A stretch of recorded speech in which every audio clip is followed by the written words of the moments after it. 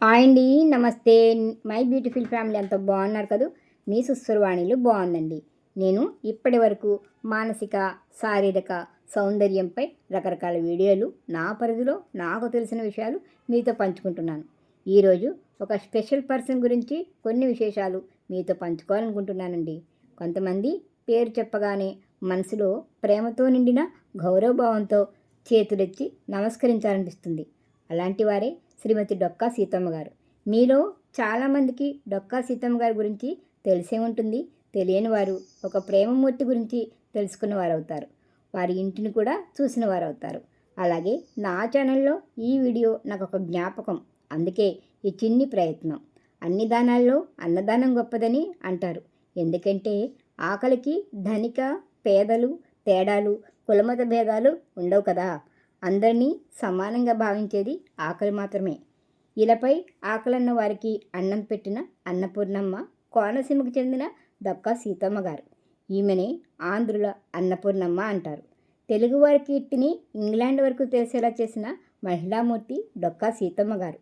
ఈమె కోనసీమలోని మండపేటలో 1841లో అనుపిండి భవానీ శంకరం నరసమ్మ దంపతులకు జన్మించారు. సీతమ్మకి 9 ఏళ్ల వయసులో డొక్కా జోగన్న గారితో వివాహమైంది.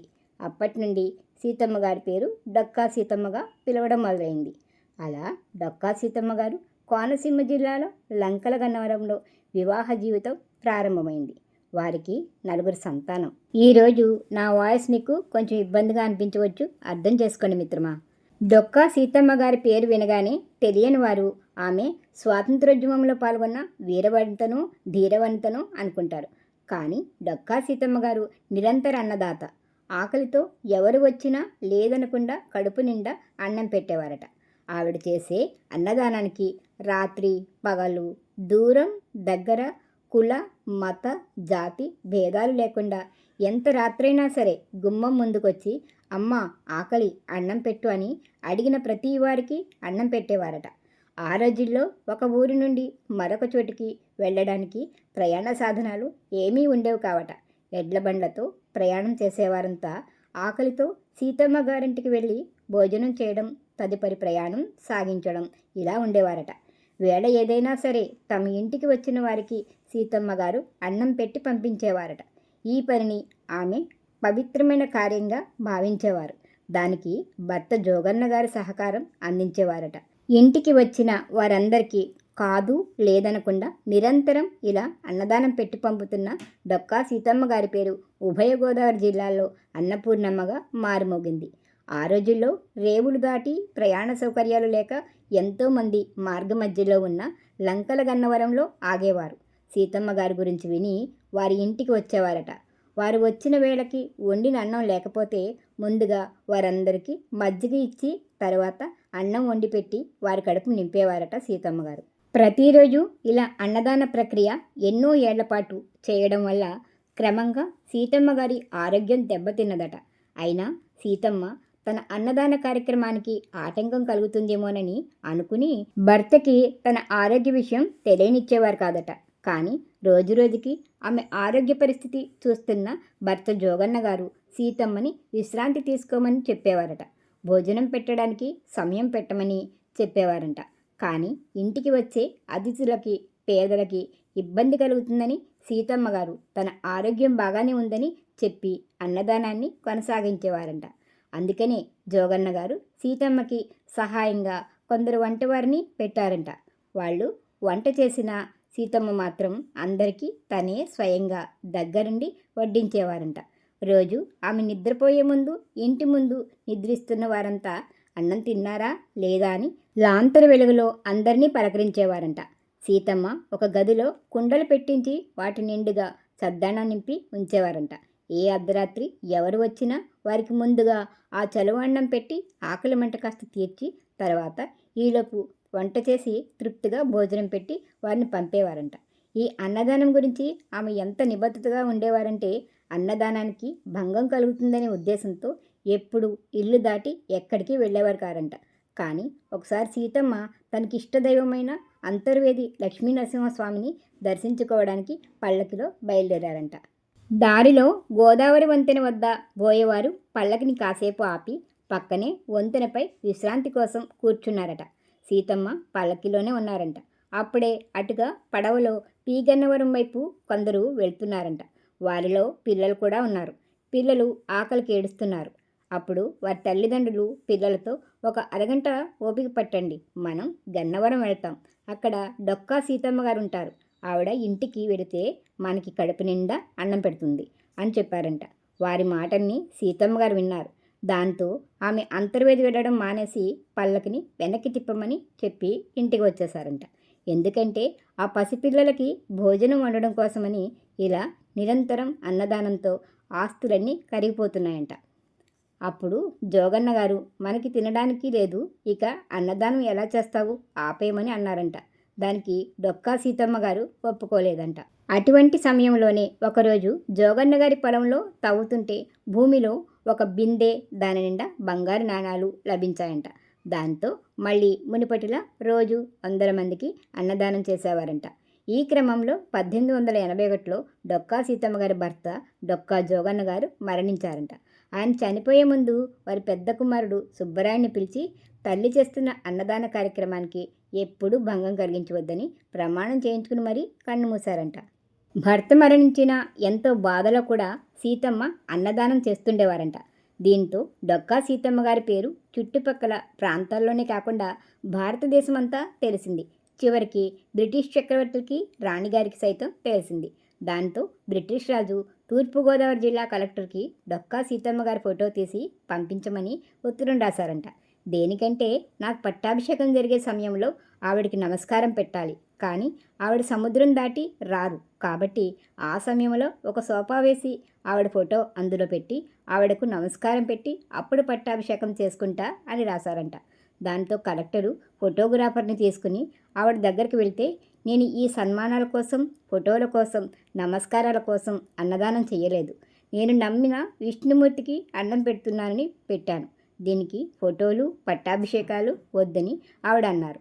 అప్పుడు ఆ కలెక్టరు, అమ్మ, ఇది బ్రిటిష్ ప్రభువుల ఉత్తరం, మీరు కనుక ఫోటో తీయించుకోకపోతే నా ఉద్యోగం తీసేస్తారు అని చెప్తే, నీ ఉద్యోగం పోతుందని అంటున్నావు కాబట్టి ఫోటో తీయించుకుంటాను, అయితే నువ్వు అన్నం తినాలని కలెక్టర్ గారికి అన్నం పెట్టి తర్వాత సీతమ్మ గారు ఫోటో తీయించుకున్నారంట. బ్రిటిష్ చక్రవర్తి నిజంగానే ఒక ఆసనంపై ఆవిడ ఫోటో పెట్టి నమస్కరించి పట్టాభిషేకం చేసుకున్నారంట. తరువాత బ్రిటిష్ రాజు ధన్యవాదాలు తెలుపుతూ సీతమ్మకి పంపిన పత్రం వారి కుటుంబ సభ్యుల దగ్గరికి నేటికీ ఉంది. అలాగే ఇప్పటికీ డొక్కా సీతమ్మ గారి చిత్రపటం బ్రిటిష్ పార్లమెంటులో ఉంటుందట. ఇలా అన్నదానం చేస్తున్న సీతమ్మ గారికి 68 ఏళ్ల వయసులో చేతిపై గడ్డ వచ్చిందంట. పెద్ద వైద్యం చేయించాలని ఆమె కుమారుడు ప్రయత్నిస్తే సీతమ్మ గారు కర్మ ఫలితంగా సుఖదుఖాలు, లాభనష్టాలు కలుగుతాయని నమ్ముతూ వైద్యానికి ఒప్పుకోలేదంట. చివరి రోజుల్లో సీతమ్మ గారు వారి కుమారుడితో, నేను చనిపోయిన తర్వాత నీకు ఎన్ని కష్టాలు వచ్చినా అన్నదానం మానవద్దని, ఎవరికైనా అన్నం పెట్టేటప్పుడు కుల, మత, ప్రాంత, జాతి లాంటి వేమీ చూడొద్దని, అన్నదానాన్ని మించినది వేరొకటి లేదని చెప్పారంట. ఆ తర్వాత ఏప్రిల్ 29వ తారీఖున 1909న 69 ఏళ్ల వయసులో ఆంధ్ర అన్నపూర్ణమ్మ శ్రీమతి డొక్కా సీతమ్మ గారు మరణించారు. ఆమె సేవా గుణాన్ని, గొప్పతనాన్ని భావితరాలకి తెలియచేయాలని ఒకప్పుడు పాఠ్యపుస్తకాల్లో పాఠంగా డొక్కా సీతమ్మ గారి జీవిత కథ ఉండేది. ఈమె సేవల గుర్తింపు గన్నవరంలో సీతమ్మ గారి శిలా విగ్రహాన్ని స్థాపించారు. గోదావరి నదిపై నిర్మించిన ఆక్విడక్ట్కు ఆమె పేరు పెట్టారు. ఇప్పటికీ ఆమె పేరు మీద ఎంతోమంది అన్నదానాన్ని నిర్వహిస్తారట. ఒక మనిషి నిస్వార్థంగా పట్టుదలతో లక్ష్యసిద్ధి కోసం పాటుపడితే వారు ఎంత ఎత్తుకైనా ఎదుగుతారు. డొక్కా సీతమ్మ గారి జీవితమే దీనికి నిదర్శనం. అన్నదానాన్ని మించిన దానం లేదని చెప్పడమే కాకుండా, స్వార్థం లేకుండా, కులమత భేదాలు చూపకుండా ఆకలన్న అన్నార్తులందరికీ మాతృప్రేమను పంచి జీవితాన్ని చరితార్థం చేసుకున్న తెలుగు జాతి రత్నం అపర అన్నపూర్ణమ్మ మనందరి డొక్కా సీతమ్మ. డొక్కా సీతమ్మ గారి జీవిత చరిత్ర గురించి నేటి తరానికి తెలియచేయడం, ఆమెని నిస్వార్థ సేవని గుర్తు చేసి ఆమె చరిత్ర నుండి స్ఫూర్తి నింపుకోవడం ఆ మహనీయురాలికి మనం ఇవ్వగలిగే ఘనమైన నివాళి. ఏమంటారు? డొక్కా సీతమ్మ గారి గురించి నేను విన్న, చదివి తెలుసుకున్న విశేషాలను మీతో పంచుకున్నాను. తెలియక ఏమైనా పొరపాటుగా చెప్తే సరిదిద్దండి. ఇప్పుడైతే ఇంతటి ఘనకీర్తి సాధించిన మహావంత డొక్కా సీతమ్మ గారు నివసించిన ఇంటిని ఒకసారి చూసి వద్దాం రండి. ఈ వీడియోని అమలాపురంలో ఉన్న మా అన్నయ్య గారు తీసి పంపించారు, చూసేయండి. ఇదిగోండి ఆంధ్రుల అన్నపూర్ణమ్మ శ్రీమతి డొక్కా సీతమ్మ గారి ఇల్లు. వీరి ఇల్లున్న ఊరి పేరు లంకల గన్నవరం, ప్రస్తుతం కోనసీమ జిల్లా పి గన్నవరం మండలం. పూర్వము తూర్పుగోదావరి జిల్లాగా ఉండేది. ఇంటికి ముందు వచ్చిన వాళ్ళు కూర్చోడానికి చిన్న వరండా ఇలా ఉండేది. సింహద్వారం తెరిచి లోపలికి వెళదాం రండి. దీనిని మండువాలోగిలి అంటారు. ఇక్కడ ఈ కుండి బయట నుండి వచ్చిన వారు కాళ్ళు కడుక్కోవడానికి నీళ్లు పెట్టేవారు. ఇవన్నీ అప్పటి వారి కుటుంబ సభ్యులు తరతరాల ఫోటోలు అన్నీ ఇక్కడ వరుసగా పెట్టారు. ఇదిగో డొక్కా సీతమ్మ గారి గుర్తుగా ఆవిడ కూర్చున్న కుర్చీలో ఆవిడ చిత్రపటాన్ని పెట్టారు. మండువాలోగిలి అంటే ఇలా పైన జాలీతో కూడిన చట్రం పెడతారు. దీని ద్వారా చక్కటి గాలి, వెలుతురు ప్రసరిస్తాయి. ఎండ పడుతుంది కాబట్టి ఆరోగ్యకరమైన వాతావరణం. అలాగే వర్షం వచ్చినప్పుడు డైరెక్ట్గా వర్షం నీళ్ళు అందులో పడతాయి. ఇదిగో ఈ నడవాని ఆ రోజుల్లో ప్రతిరోజు వందలాది మంది ఇక్కడ కూర్చుని భోజనం చేసేవారు. ఇదిగోండి సీతమ్మ గారు ఉండే గది. ఆనాటి పెట్టెలు, ఫ్యాను, మంచం అన్నీ ఉన్నాయి.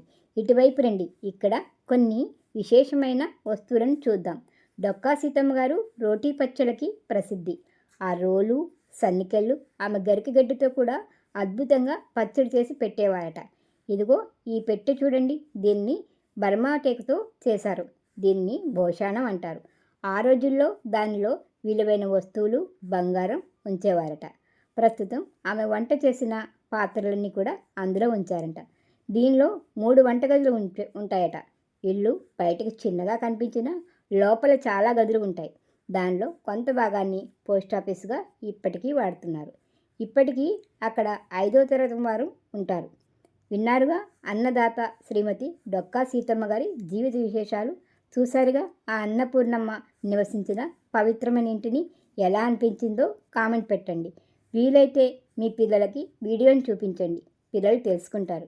కోటికొక్కరినైనను అక్కట ఆకలి అనుచును, అలసట చందన్ మక్కువ మీరగ వడ్డించి డొక్కలు నింప పంపితివి డొక్కా సీతమ్మ, నీకు వందనమమ్మ. ఉదయన్నయ్య వీడియో పంపించినందుకు థ్యాంక్ యూ సో మచ్ అన్నయ్య. వీడియో నచ్చితే ఆ అమృతమూర్తికి ఒక లైక్ ఇవ్వండి. మన ఛానల్ని సబ్స్క్రైబ్ చేయండి. వీడియోని మీ బంధుమిత్రులకి షేర్ చేసి సుస్వరవాణిలు అనే చిన్న మాటని స్ప్రెడ్ చేసి నన్ను ప్రోత్సహిస్తారు కదూ. మరొక వీడియోతో మళ్ళీ కలుసుకుందాం. అంతవరకు సెలవు మరి. నమస్తే.